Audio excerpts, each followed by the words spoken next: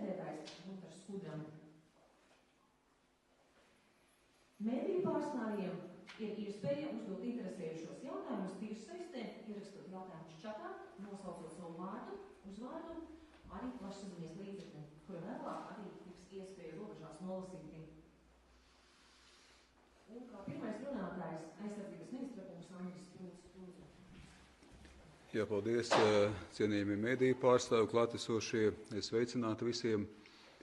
Nopietns incidents pagājušā naktī ir noticis Latvijas gaisa telpā.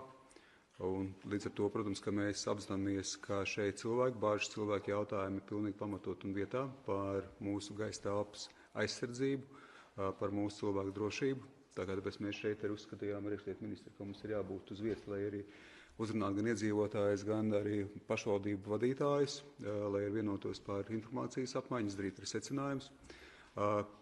Atskatoties uz to, kas ir noticis, vispārīgāk, protams, ka tas ir Krievijas agresijas sekas. Krievija turpina savu agresiju Ukrainā. Ukraina ir tiesības arī aizstāvēties. Līdz ar to, protams, ka mēs redzam, ka Ukrainas aizstāvībai, Krievijas agresija Ukrainā ir tieši sekas arī uz pierobežu šeit Baltijas valstīs, tā skaitā arī uz Latviju. Un šie incidenti ir bijuši vairāki, un šis ir viens no vēl vieniem nopietniem incidentiem, ko mēs esam šobrīd arī piedzīvojuši. Mēs kopīgi stiprinām gan ar sabiedrotajiem, gan arī pašu savu aizsardzību, pretgaisa aizsardzības sistēmas, gan detekcijas ziņā, gan pretdarbības ziņā, bet, protams, ka jārēķinās ar to, ka šādas spējas nevienā valstī, arī Latvijā, nav absolūtas, un līdz ar to, protams, ka šeit šīs spējas ir ierobežotas. Bet šī pretgaisa aizsardzības stiprināšana kārtējo reizi apliecina, cik nozīmīgi šos darbus ir aktīvi turpināt, ko mēs arī darām.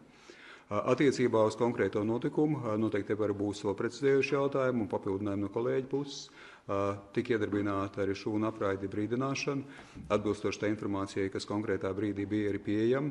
Pēc tam, kad bija informācija par to, ka apdraudējums ir beidzies, tad arī tika atsaukt šis brīdinājums par gaisa apdraudējumu. Tika izvirzītas arī vienības, pretgaisa aizsardzības vienības, kas ir izvietotas arī šeit pierobežā jau uz pozīcijām, lai būtu arī gatavi rīkoties, pretdarboties. Tika pacelt gaisā arī NATO iznīcinātāji, kas arī patrulē ilgstoši šeit arī gaisa telpu. Līdz ar to, protams, ka visas šīs aktivitātes ir pretdarbības ziņā tika arī veiktas, bet vēlreiz, kā mēs redzam, tad, protams, ka šīs pretdarbības iespējas nav absolūtas, tām ir savi ierobežojumi. Es šobrīd arī šeit apturēšu tālāko informēšanu, bet es esmu gatavs, protams, turpināt, tā kā kolēģi noteikti papildinās. Tā kā paldies no manas puses. Paldies. Valstības iekšlietu ministriem. Rihardam Kazlūskam. Labdien, godātie mēdīju pārstāvji, dāmas un kungi. Jā, aizsardzības ministrs teica, šajā naktī ir noticis šis incidents. No savas puses ievadam arī gribētu pateikt, ka reāli iedarbinot šūnu apraidi, arī pēc tam viņu atceļot, ir radušies daudz jautājumu, arī dienas kārtībā par rīcību, kā rīkoties, un izskatās, ka arī varbūt manā vismaz vērtējumā pārāk sadrumstalot mēģināt atrast pareizu algoritmu, un pareizais algoritms rīcības ir ietverts šajā brīdinājumā, paziņojumā, kurš skaidri norāda, ka šāda apdraudējuma gadījumā kā jārīkojas. Līdz viņa atcelšanai faktiski nekādas citas darbības nebūtu veicams. Jāsaka, arī iebraucot Reizeknes pilsētā, apdraudējumam esot, var redzēt, ka Reizekne dzīvo savu dzīvi ierastā kārtībā. Un tas, protams, šajā gadījumā ir tomēr arī visas sabiedrības atbildības jautājums, jo kamēr šis brīdinājums nav atcelts, līdz ar to, protams, pastāv arī reāls apdraudējums. Kā mēs redzam, šis drons, kas ir nokritis attiecīgi šīs naftas bāzes teritorijā, ir detonējis. Un, protams, kamēr nav konstatēts, ka mums jāizstāvpi droši, nebūtu tomēr jāuzsāk normāls ikdienas dzīves gaids, kas attiecās uz konkrētiem novadiem, kuros šis brīdinājums ir izsludināts. Un tāda rīcības algoritmam arī jābūt ļoti vienkāršam. Ja mēs mēģināsim viņu sadrumstalot un mēģināt nozariski risināt katru atsevišķu gadījumu, visticamāk mēs šos jautājumus tikai sarežģīsim, nevis varbūt tieši otrādi vienkāršosim. Līdz to no savas puses gribu teikt, jā, arī būdams attiecīgi notikuma vietā strādāja gan mūsu glābšanas dienas, gan valsts policija, par ko arī tālāk arī došu dosim droši vien iespēju arī izteikties mūsu kolēģiem no policijas un glābšanas dienesta. Notikuma vietā darba veids eksperti arī ir atbilstoši ierosināts krimināla process. Pašlaik, kā mēs publiski teikuši, arī notiek vēl meklēšanas darba. Joprojām aicinu arī iedzīvotājus, kuri varbūt klausīties un redzēs mūsu, tomēr arī konstatējot, varbūt iespējams nokrituši šādu bezpilotu gaisa kuģi, neturoties viņiem, bet nekavieties informēt mūsu dienestus, lai viņi varētu ierasties vietā un kopīgi arī ar šo vietu apsakot un nepieciešamības gadījumā arī neutralizēt iespējams bīstamo objektu. Līdz ar to droši vien arī ievedam no savas puses, es gribētu teikt, tas būtu viss, protams, beigās iespējams jautājumu. Paldies! Paldies, ministra kungs! Vārds tiek dots Nacionālo brīvprātīgo spēku apvienotā štāba priekšnieku vietniekam operacionālajos jautājumos brigādes ģenerālim Ignam Lešinskijam. Lūdzu. Godātie preses pārstāvji, dāmas un kungi, jā, kā jau tika minēts, tad šajā naktī notika vairākie incidenti ar dronu ielidošanu Latvijas gaisa telpā.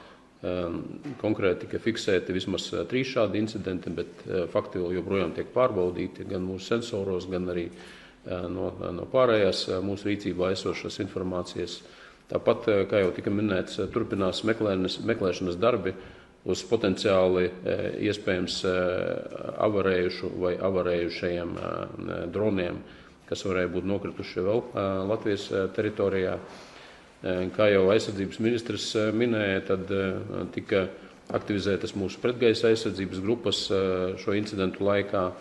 Tāpat tika aktivizēta Baltijas gaisa patrulēšanas misija, reaģēja franču iznīcinātāji nakts laikā, uzturējās gandrīz stundu Latvijas gaisa telpā un nodarbojas ar attiecīgi lidaparātu meklēšanu.